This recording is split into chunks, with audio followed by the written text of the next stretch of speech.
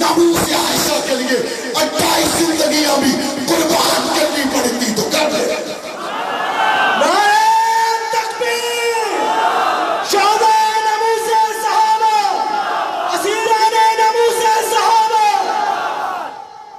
آپ کے علم میں ہو بر صغیر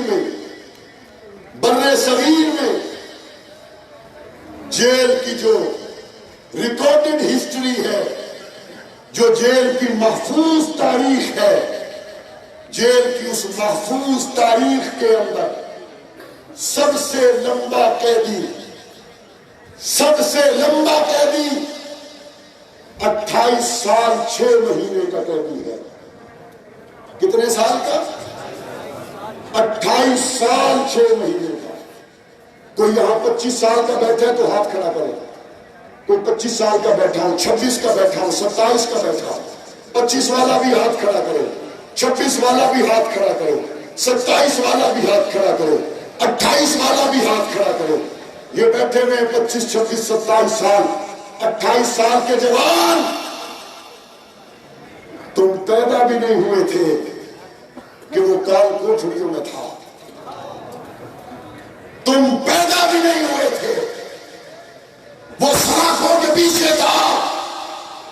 28 سال 6 مہینے کے بعد جب وہ رہا ہو کے آیا، اس کی کمر جھک چکی تھی، وہ بوڑھا تھا. میں اس سے ملنے کے لیے گیا. میں نے کہا شوکت 28 سال کیسے گزرے؟ اس نے کہا اماں عائشہ کی محبت میں گزرے. ایک ایسا بھی تھا جس کا نام شیخ مختار تھا، 20 سال تک پابند سلاسل رہنے والا. 20 سال کے بعد جب اس کی رہائی قریب پہنچی، رب کو کچھ اور منظور تھا، سلاخوں میں دم توڑ گیا. میری والدہ نے مجھے فون کیا، کہا بیٹا کہاں ہے؟ میں نے کہا اماں جی میں اسمبلی کے اجلاس میں ہوں. مجھے میری والدہ نے کہا بیٹا آج آپ کا شام کو کہاں جانے کا ارادہ ہے؟ میں نے کہا ایک اللہ والے فوت ہو گئے ہیں، نیک آدمی تھے، میں ان کے جنازے میں جانے کا ارادہ رکھتا ہوں. میری والدہ نے کہا بیٹا جنگ میں آؤ، شیخ مختار کا جنازہ پڑھاؤ. جو میری والدہ نے جواب دیا وہ شیخ مختار کے لوگوں دل پہ لکھ کے لے کے جانا. میری والدہ نے مجھے فون پر کہا بیٹا جن اللہ والوں کا جنازہ تم پڑھنے کے لیے جا رہے ہو یہ ضرور اللہ والے ہوں گے، لیکن انہوں نے سجدے کیے ہوں گے خانقاہوں میں، انہوں نے سجدے کیے ہوں گے مسجدوں میں، انہوں نے سجدے کیے ہوں گے بازاروں میں، انہوں نے سجدے کیے ہوں گے مسجد نبوی اور خانہ کعبہ کے سائے میں. بیٹا جس کا جنازہ پڑھنے کے لیے میں نے تجھے کہا ہے یہ وہ اللہ کا ولی ہے جس نے 20 سال تک خانقاہوں میں سجدے نہیں کیے، کال کوٹھڑیوں میں سجدے کیے ہیں. جس نے 20 سال تک حج اور عمرہ کے سجدے نہیں کیے لیکن کعبہ کی طرف منہ کر کے نمازیں ضرور پڑھی ہیں، مدینے کی طرف منہ کر کے جیل کے اندر 20 سال بتانے والا، باہر آنے والا، اسیری کی حالت میں آنے والا آج یہ دنیا کا مرد مجاہد ہے. جب میں اس کے جنازے میں پہنچا اور وہ تو دنیا سے جا چکا تھا، خدا کی قسم جہاں پہ جنگ کے لوگ بھی موجود ہیں میں ان کے بھائیوں سے ملا، میں ان کے بھتیجوں سے ملا، میں ان کے رشتہ داروں سے ملا. انہوں نے کہا مولانا خدا کی قسم 20 سال تو کیا 20,000 سال بھی فاروق اعظم کے لیے کال کوٹھڑیوں میں گزارنے پڑتے تو ہم تیار تھے. وجہ ایک ہے وہ پروانہ محمد کے، میں پروانہ صحابہ کا، وہ دیوانے محمد کے، میں دیوانہ صحابہ.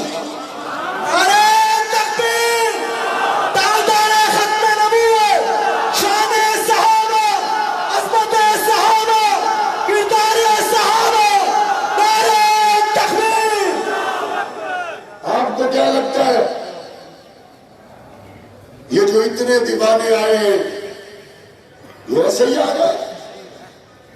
مجھے پتا ہے بہت سے لوگ لوگوں کو بلانے کے لیے پیسے دیتے ہیں، بہت سے لوگ لوگوں کو جمع کرنے کے لیے گاڑیاں دیتے ہیں، موٹر سائیکل دیتے ہیں، اور جب لوگ اکٹھے ہو جائیں تو ایک دوسرے کے کان میں کہتے ہیں وہ جی پیچھے 20 لاکھ لگ گیا، پیچھے 20 لاکھ لگے ہیں، پر جلسے کا پرہم بن گیا ہے. میں نے کہا تیری بات نے میری بات کو سمجھنا آسان کر دیا، بس فرق ہے تیرے جلسے کے پیچھے 20 لاکھ لگا، میرے جلسے کے پیچھے شہداء کا خون لگا، تیرے جلسے کے پیچھے پیسہ لگا، تیرے جلسے کے پیچھے روپیہ لگا، تیرے جلسے کے پیچھے جناب مختلف دنیاوی عہدے اور لالچ آ کے کھڑے ہو گئے، میرے جلسے کے پیچھے یتیموں کی دعائیں تھی، میری تحریک کے پیچھے بیوگان کی دعائیں تھی، میری تحریک کے پیچھے شہداء کی بہنیں تھی، میری تحریک کے پیچھے روتی ہوئی بوڑھی مائیں تھی۔ آج جب نتیجہ نکلنے کو ہے لوگ کہتے یہ تحریک کنارے تک کیسے پہنچ گئی، میں نے کہا یاد رکھو سب کچھ اس دھرتی پہ ضائع ہو سکتا ہے، سب کچھ اس دھرتی پہ تباہ ہو برباد ہو سکتا ہے، لیکن شہید کے خون کا ایک قطرہ بھی ضائع نہیں ہو سکتا۔ نعرہ تکبیر، شہداء نبی سے صحابہ، شہداء نبی سے صحابہ۔ کوئی بندے بہت سیانے وہ ہمیں کہتے ہیں تسی بھی چل رہی ہو، کیا کہتے ہیں تسی بھی چل رہی ہو، کمڑے ہی ہو۔ میں نے کہا کیوں؟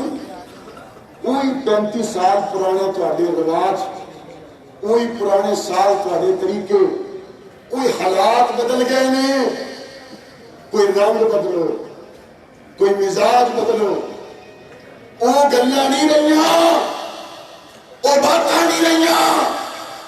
میں نے کہا ٹھہر، میری گل بات شروع ہوتی ہے گنبد خضراء سے،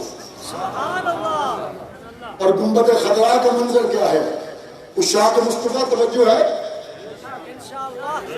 توجہ ہے؟ جو بندہ حج یا عمرے پہ گیا ذرا ہاتھ کھڑا کرے، اللہ سب کو دے جاتا۔ حج یا عمرہ کرنے والا جب مدینے میں پہنچتا ہے، یہاں پہ جو کوئی ایجنسیز کے لوگ لکھنے کے لیے آئے ہیں، میں ان کو بھی دعا کر رہا ہوں اللہ ان کو بھی عمرے پہ لے جائے۔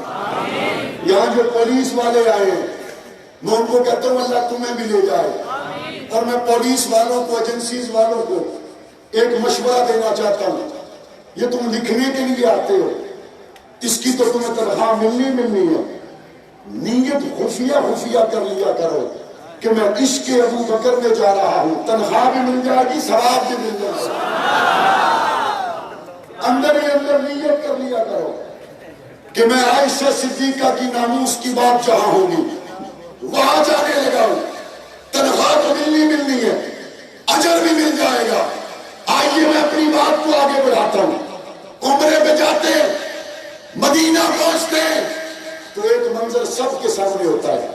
پہلا منظر کہ یہاں حضور دفن ہے، دوسرا منظر ابو بکر ساتھ ہے، تیسرا منظر عمر ساتھ ہے، اور چوتھا منظر حجرہ عائشہ کا ہے۔ پہلا منظر حضور آرام فرما رہے ہیں، دوسرا منظر حضرت ابو بکر آرام فرما رہے ہیں، اور تیسرا منظر حضرت عمر آرام فرما رہے ہیں، اور چوتھا منظر حجرہ بلند آواز سے حجرہ کس کا ہے؟ اور آخر میں جو کھڑے میں وہ بھی بتائیں کس کا ہے؟ ہاتھ کھڑا کر کے بتائیں، مجھے پتا چلے آپ بات کر رہے ہیں۔ حجرہ کس کا ہے؟ حجرہ عائشہ کا، آرام کرنے والے آقا ابو بکر عمر۔ شیخو پورا میں مجھے مشورہ دینے والا مشورہ دیتا ہے، حالات بدل گئے۔ میں نے کہا 35 سال پہلے کے حالات اور تھے، کہتے اور تھے، آج کے کیسے؟ کہتے بدل چکے ہیں۔ میں نے کہا 35 سال پہلے بھی گنبد خضراء کے حالات یہی تھے، 35 سال کے بعد بھی گنبد خضراء کے حالات وہی ہیں۔ ہماری پالیسی حالات کے ساتھ نہیں، گنبد خضراء کے مکینوں سے جڑی ہوئی ہے۔ کروڑوں برس بھی گزر جائے، گنبد خضراء والوں سے بے وفائی نہیں ہو سکتی۔ بے وفائی ہو سکتی ہے؟ ہو سکتی ہے؟ فرانس کے اندر گستاخی کی گئی، کسی نے کہا یہ مسلمانوں کے ایمان کو چیک کرتے کہ اس مرتبہ رد عمل کتنا آئے گا، اچھا اب دوبارہ کی تو کتنا آئے گا، اب سہبارہ کی تو کتنا آئے گا؟ میں نے کہا گستاخیاں کرنے والے چونکہ کافر ہیں، گستاخیاں کرنے والے کافر ہیں، ان کو پتہ نہیں کہ جب تم چیک کرتے ہو نا اور چیک کرنے والی جگہ میں محمد کی ذات ہو تو وہ سینہ کبھی پرانا نہیں ہوتا۔ گستاخیاں کرنے والے چونکہ کافر ہیں، ابو بکر پہ بکواس کر کے کافر سمجھتا ہے، شاید رد عمل کم ہوگا، ممکن نہیں۔ اور جس غار میں ابو بکر 1400 سال پہلے مصطفیٰ کو سلائے، 1400 سال کے بعد اگر اس غار کی زیارت سے حاجی نہیں رکتے تو اس دل کے اندر ابو بکر آ جائے تو ابو بکر کی عزت پہ حملہ ہونے کے بعد اس دل کو قرار نہیں آ سکتا، اس دل کو سکون نہیں آ سکتا۔ اگر تم حملہ کرتے ہو نبی کے غلاموں پر، صحابہ پر، اہل بیت پر ایمان کا ٹیسٹ کرنے کے لیے، تو اس ٹیسٹ کے اندر حضور کے اہل بیت ہیں، حضور کے صحابہ ہیں، حضور کے وہ ساتھی جو مکہ سے مدینہ آئے، جنہوں نے پیٹ پہ پتھر باندھے، تکلیفیں برداشت کی، اپنے اور بیگانوں کے تانے برداشت کیے۔ جب تک امت کا ایک فرد بھی موجود ہے تم ٹیسٹ کی بات کرتے ہو۔ جب جب محمد کا صحابہ اور اہل بیت کے دشمن رنگ بدل کے آئے گا، جواب دیا جائے گا، شکل بدل کے آئے گا، انداز بدل کے آئے گا، جواب دیا جائے گا۔ ہر ختم نبوت کے گستاخ کے مقابل عطا اللہ شاہ بخاری پیدا ہوتے رہیں گے، یوسف بن نوری پیدا ہوتے رہیں گے، گستاخ صحابہ، گستاخ اہل بیت کے مقابل حق نواز پیدا ہوتے رہیں گے، عیسیٰ پیدا ہوتے رہیں گے، اعظم طارق پیدا ہوتے رہیں گے۔ جان جا سکتی ہے نبوت سے رسالت پہ سمجھوتا ہو سکتا ہے۔ نعرہ تکبیر، تاجدار ختم نبوت، شان صحابہ، عظمت صحابہ، شہدائے نبی سے صحابہ، حضرت مولانا معاذ اعظم۔ بعض ناعاقبت اندیش حکمران، بعض، سارے نہیں، بعض ہمیں یہ مشورہ دیتے ہیں اور ناموس سے رسالت کا مسئلہ ہے، معاشی حالات ملک کے بڑے خراب ہیں، ذرا ٹھنڈے ہو کے چلو، ناموس سے رسالت پہ بات کرو گے تو معاشی ترقی نہیں ہوگی۔ یہ آسان لفظوں میں یہ کہنا چاہتے ہیں کہ حضور کی عزت کو بیچ کر روٹی خرید لو، اس کا یہی ترجمہ ہے۔ حضور کی عزت پہ سمجھوتا کرو، صحابہ اور اہل بیت کی گستاخی ہے تو اس پہ خاموش ہو جاؤ، ایسا نہ ہو کہ گرے لسٹ کے معاملات گمبھیر ہو جائے۔ میں نے کہا پہلی بات تو یہ ہے، عمران خان صاحب آپ کو سب سے بڑی پریشانی یہی ہوگی، اگر میں نے ڈیلیور نہ کیا تو آئندہ مجھے لوگ ووٹ نہیں دیں گے۔ اس پنڈال میں بہت سے لوگوں نے 2018 میں بندے کو ووٹ نہیں دیا ہوگا، بہت سے لوگوں نے پی ٹی آئی کا جھنڈا نہیں اٹھایا ہوگا۔ ٹیسٹ کیس کے طور پر شیخوپورہ کے اس پنڈال میں ہم ریفرنڈم کرتے ہیں، روٹی 10 روپے کی ہے، اگر عمران خان کہتے ہیں 110 کی ہو جائے گی، چینی 110 میں کہتے ہیں 210 کی ہو جائے گی، کہتے جناب اشیاء خورد و نوش کا فقدان ہو جائے گا، نبی کی عزت پہ پہرے کے لیے عمران تم کھڑے ہو جاؤ، ہم پیٹ پہ پتھر باندھ کر بھی تمہارے ساتھ ہوں گے۔ جس کا یہ جذبہ ہے کہ نبی کی عزت پہ پہرا عمران دے دے، ہم بھوکے پیٹ بھی ساتھ رہیں گے۔ دونوں ہاتھ کھڑا کر دو، دیکھنے والوں دیکھو، لکھنے والوں لکھو، اور یہ قوم روٹی نہیں مانگتی۔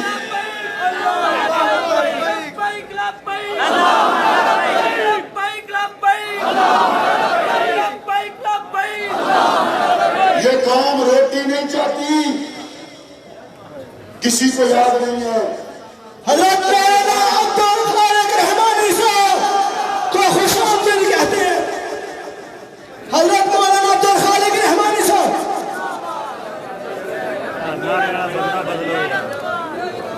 کسی کو یاد نہیں ہے کہ بھٹو کے دور میں آٹا سستا تھا یا مہنگا تھا؟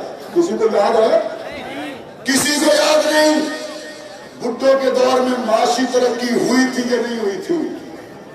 ہر بندے کو صرف ایک بات یاد ہے کہ بھٹو نے نبی کی عزت کا قانون بنایا تھا. یہ بات یاد ہے یا نہیں؟ خان صاحب، اس کا نعرہ روٹی کپڑا مکان کا تھا، تمہارا نعرہ ریاست مدینہ ابو بکر عمر عثمان کا تھا. اس نے روٹی کپڑا مکان کا نعرہ لگایا. روٹی کپڑا مکان کسی کو نہیں ملا، لیکن نبی کی عزت میں پہرا دے گیا. آج بھی بھٹو کو دنیا زندہ باد کہتی ہے. عمران خان فرانس کے مقابلے میں، دنیا کی کفریہ طاقتوں کے مقابلے میں نبی کی عزت، صحابہ، اہل بیت کی عزت کے لیے تم ڈٹ جاؤ. پاکستان کا بچہ بچہ تمہارے ساتھ. جب ہم یہ بات کرتے ہیں نا، پھر وہ کہتے ہیں جی گلہ تو پھر وہی مولویاں آ گئی ہو گیا نا، گلہ تو وہی مولویاں آ گئی ہو گیا. اور میں نے کہا مولویوں والی نہیں، بات عرشوں کے رب قرآن والے کی ہے. اور قرآن کیا کہتا ہے؟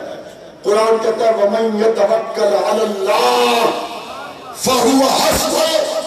جو اللہ پہ بھروسہ باندھے اللہ اس کی مدد کرے گا.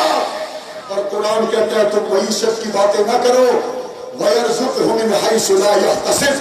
ہم تمہاری معیشت کو وہاں سے مضبوط کریں گے، تمہارا گمان بھی نہیں ہوگا کہاں سے مضبوط کیا ہے. اللہ پہ بھروسہ کرنا چاہیے یا نہیں کرنا چاہیے؟ کرنا چاہیے نہیں کرنا چاہیے؟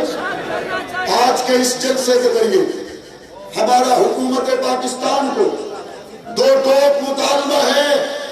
فرانس کے سفیر کو فرانس کی طرف سے کی جانے والی گستاخی کے بعد فی الفور ملک بدر کرنا چاہیے تھا، لیکن اگر نہیں کیا 12 ربیع الاول کو حضور سے محبت کا ثبوت دیتے ہوئے آج ہی آپ کو وہ نوٹیفکیشن نکالنا چاہیے تھا کہ فرانسیسی سفیر میرے نبی کی گستاخی کے بعد اب پاکستان کے اندر حضرت مولانا نعمان ضیاء فاروقی صاحب، حضرت مولانا نعمان ضیاء فاروقی صاحب، حضرت مولانا نعمان ضیاء فاروقی صاحب. فرانسیسی سفیر کو ملک بدر ہونا چاہیے نہیں ہونا چاہیے؟ ہونا چاہیے نہیں ہونا چاہیے؟ لوگ ہمیں پوچھتے ہیں مولانا صاحب فرانس نے گستاخی کی ہے، ہم کیا کر سکتے ہیں؟ جی ہاں، آپ بالکل کر سکتے ہیں. گھروں میں میری بیٹھی ہوئی بابرتا مائیں بہنیں، میرے بھائی، میرے بزرگ، علماء ہو، سکول اور کالجز میں پڑھنے پڑھانے والے ہو، تائیہ کر لیں جنہوں نے میرے نبی کی شان میں گستاخی کی. ان کی کمپنیوں کی اشیاء خرد و نوش سے مکمل بائیکاٹ کیا جائے گا. بائیکاٹ کریں گے؟ کریں گے. ہمیں ان کمپنیوں کے بسکٹ کھا کے خاک مزہ آئے گا جنہوں نے نبی کی عزت کا لحاظ نہیں کیا. شیخ و قرآن کے لوگوں، آپ بڑی بندوقیں شمدوقیں رکھتے ہیں، تو بڑا شوق ہے کہ شادیاں بیاواں تے 20 سال پرانے جھگڑے تو ہمیں یاد رہتے ہیں. وہ میں نہیں جانا جی. کیوں؟ میرے دادے نے انہیں کوئی پائی سی، میرے ابے نے انہیں کوڑی گل کی سی، میں نہیں جانا. اسی غیرت کا رخ موڑو. وہ جنہیں ابو بکر میں پوریاں پائیاں اور تو آگا بیٹی ہو سکتا ہے؟ جس نے میرے نبی کے سسرال کا لحاظ نہیں کیا وہ ہمارا بھائی نہیں ہو سکتا.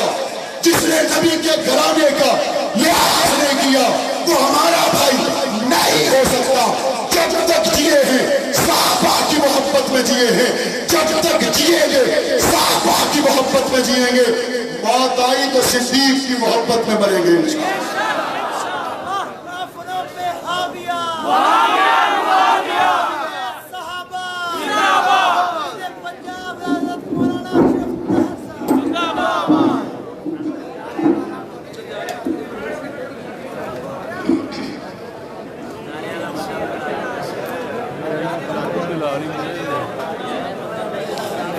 یہ تھے حضرت مولانا معاویہ اعظم صاحب جو بڑے خوبصورت انداز میں اپنے خیالات کا اظہار فرما رہے تھے. حضرت کے بیان کے دوران مرکزی رہنما اہل سنت والجماعت حضرت مولانا عبدالخالق رحمانی صاحب اور ان کے ساتھ جگر گوشہ فاروقی شہید حضرت مولانا نعمان ضیاء فاروقی صاحب، قائد پنجاب مولانا محمد اشرف طاہر صاحب اور حسان اہل سنت والجماعت عبد الشکور ربانی برادران وہ اسٹیج کی زینت بنے ہیں، ہم ان کو خوش آمدید کہتے ہیں۔